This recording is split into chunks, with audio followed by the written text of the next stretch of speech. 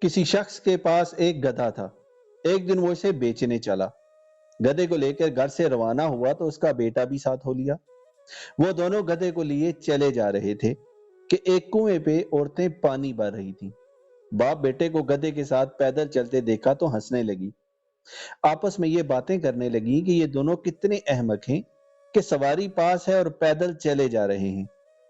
یہ بات باپ نے سن لی اور اپنے بیٹے سے کہا کہ تو بیٹھ جا گدھے پر، میں پیدل چلتا ہوں، اور بیٹا گدھے پر سوار ہو گیا۔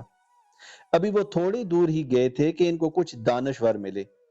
جب ان پر نظر پڑی تو ایک نے کہا، دیکھو جی، کیسا زمانہ آ گیا ہے، بیٹا سواری پر بیٹھا ہے اور بوڑھا باپ پیدل چل رہا ہے۔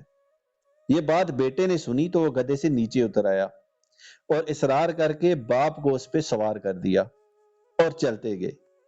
ابھی وہ تھوڑی دور ہی گئے تھے کہ انہیں لڑکیوں کی ایک ٹولی ملی۔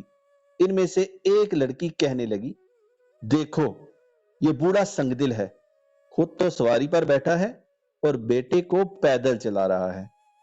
یہ سنا تو باپ نے بیٹے کو کہا کہ آ تو بھی گدھے پہ سوار ہو جا۔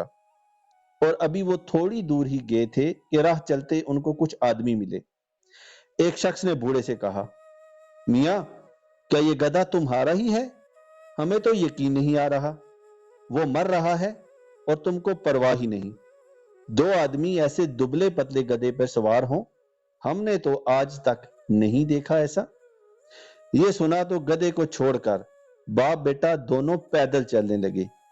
باپ نے بیٹے سے کہا، بیٹا، جتنے منہ اتنی باتیں، ہر ایک کو دنیا میں کوئی خوش نہیں رکھ سکتا، بس باتیں ہی باتیں ہیں۔